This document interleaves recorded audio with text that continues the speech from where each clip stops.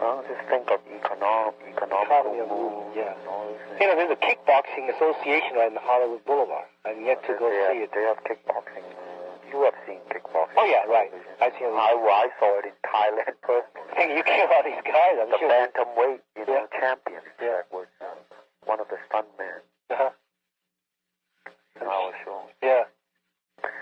Well, the problem with them is that they are the John L. Sullivan with their legs.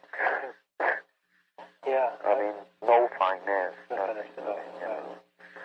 They do actually, I guess if they manage to step in and wrap the rear of your thigh, and that hurts, and I'm sure that's usually what they try to cause the opponent to completely give up, in that they just actually wrap into a thing. Well, not all of them, they do that. But you can do that when you are stationary, you see, but not when you're constantly moving. That's true. I mean, man. Well, I feel like the Japanese has incorporated the sweeping kick on their Thailand's high kick, and then really somehow you can see the Thailand people when they reach their foot is in the air and then try to kick, and the moment they kick, the Japanese boxer will move in and sweep the foot away or make a judo throw, and poor Katai just having trouble to maintain balance because the kick is too high. That's right. And too obvious. Too obvious, right. Well, that's the whole deal, you see. There's no suddenness, no economy. No suddenness. Why, and there's no actually broken rhythm either. You can see it coming. That's right. That's John L. Sullivan. That's why 80% of the knockout is by hand. By hand, right. That's why this guy, crazy Raymond Adler, making all those things. No, shit. You put him in the ring, man. The boxer would just hit out of him. Right. So that goes to show you, I mean, Well, okay then. I'm packing right now. Yeah, I know you're busy, and I just want to be sure I at least had a chance to say hello to you. Thank you. Well, glad to hear your voice again. And I'm selling my house, I heard Danny told me about, and anything you want me to help you clean or something like that, for instance. Thank you. Let me know. Well, this time I'm getting the beacon, man. Well, with all this goddamn too much trouble, I'll just let them do it. Right now I'm just sorting out, what I need back there, and I just, I'm going to bring some of my books, some of my clothes, and that's about it. Yeah, you're going to store the things, and when you come back, you get another. If I come back, I mean, depending on how the film situation here is, if it is good, then I'm going to buy another house. Well, I think actually whatever you do over there would have a tremendous impact of your work over here. Because depending, I mean, how the quality of it is going to be. I mean, I'm not talking about myself alone, you see. I mean, directing, budget-wise, and cinematographer-wise. I mean, a lot of things. I mean, lighting, cynic, everything. You think is Hong Kong, for instance, showers actually they're quite up to standard, though, is it? Not really. Not really? But they can be. I mean, given the manpower and the facilities, I think. I mean, it's the Hollywood of China. Of China, right. You see. They make more films sometimes, I know, in a year than the Hollywood area. I mean, that's about it, Now, you actually, in The Big Boss, you speak up Cantonese, right? Yep. And then what do they do? They just dub it. All the Mandarin picture are dubbed. Yeah. I see. All of them. Are they going to come over here sometime? When? Yeah, well, it will be. I mean, but I don't know when, because like I told you, I mean, because of his tremendous success, they're really, holding it back, Oh, I see. Trying to get the best deal they can, and they're trying to distribute it. I don't blame them. Rank, in England, trying to distribute it in all over England. I see. I don't know how the deal come about. I opened a film company, recently called Concord. And my partner is, coming over next week, so I should find out more about it. I see. Good. Well, we are eagerly waiting for this film to be here. I think you will like it. 唐山大慶 and 聖母 you're still in the middle of it, right? That's I finished already. I finished already, huh? I died afterwards. Oh, well, that's historical figures. You have no. Huh? I am Falcon God's student. I see. You see, I'm not Falcon God himself. Uh-huh.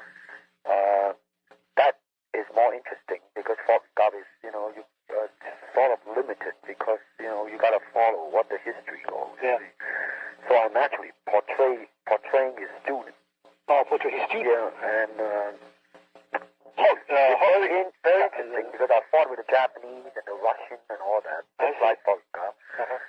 And the fight scenes are, really tremendous. I mean, I like them myself. So you can imagine if I enjoy them. So the regular people, should really take them. Do they all fight in their own style? Russian, for instance, like the Russian wrestling. No. The Russians fight, like karate and all this boxing, wrestling, everything all together. And I bite him and everything. Yes, man, all help. At the end, Joe guy, at the rented area. Yeah. Remember Bangkok? Yeah, that's right. When dogs and Chinese are not allowed in the park and all that. Remember in Shanghai? Yeah, I know the history. Well, exactly. You're doing that. And at the end, I died under the gun. Under the gun. Yeah. But it's a very worthwhile death because it means, the Sing Moon and the Chinese and all that. I walk out and I say, fuck you, man. Here I come. Boom, I leap out and leap up in the air. And then they stop the frame. And then, like Butch Cassidy and a Sundance Kid. Yeah. Except they stop the frame so I'm in the middle of the air. It's very honorable. Yep. End. According to the Chinese fashion. That's right. And the audience will eat it up. I know that. Boy, you should see the film go in Hong Kong. They're very, very... They're too much. I mean, when they don't like it, they just say, like that. Yeah. When they like it, they clap their hands. That's what it is. Well, I think you're going to have more films coming up in that same idea, more higher caliber. It is. Yeah. In fact, caliber of. The third film, I'm going to Europe to film it. It's about a Chinese, who doesn't know how to speak English and landed in somewhere in a Western country, and where he carries ancient weapon and darts and all that. And then the fourth one is going to be very, very much like the Silent Flute, except it's not, where it shows how a man started off, well, you will see it in the future. I mean, it's very meaningful and entertaining as well. I heard there's a film that, a picture taken over here, something about Chinese Kung Fu and all that, where you're in Hong Kong. Yeah. And something about... it's a television deal. Kung Fu. Yeah, it's called Kung Fu, and I was supposed to do it. Yeah. But the network decided against it. And Warner wants me to be in another television series, and I'm glad they decided against it. Because if not, I would have been tied up this year. That's right. I mean, they're still shooting that yet, huh? Yep. Well, when you come back and do another good series, I don't think... television is really, it's one-shot job, isn't it? Yeah, I mean, you look at all the television series. I mean, all of them are gimmick. That's right. Shallowly treated. That's very much so. I mean, you look at it, Mannix, Ironside. I mean, it's all fast money. You know what I mean? Right. I mean, unlike a film where you can... Everything's got to be you can put... That's right, man. You can put a few months in it, and work on it. Yeah. But not television, man. You got to finish in 1 week. That's right. And how can you keep up the quality every week? Very much so. Yeah. And people get tired of it. Yeah, and even so, sometimes you got... I mean, it's not my bag, you know what I mean, Dan? I mean, it's my personality, You want to really actually get deep into the quality of it. That's right. Money comes second. That's right. I think sometimes that could be a very much of an issue. That's why I disband all the schools of because it is very easy for a member to come in and take the agenda as the truth. Yeah. And the schedule as the think you have to pick a few ones that true diehard followers that don't go out and this is JKD, because this could really not only. That's why I tell Dan, to be careful in selecting more students. So you should help him in that area because Dan is not really. At times. Very true. So that's you can rest on me. I'm gonna sort of. Great. I've been working with Dan a lot anyway, so we're real close together. So great. Well, Dan, what he has to. Nothing up there. Dan, I told him last time is that he's becoming very stylized. He has all the preparation before kicking. Yeah. And it seems like his consciousness is really dominating. Something is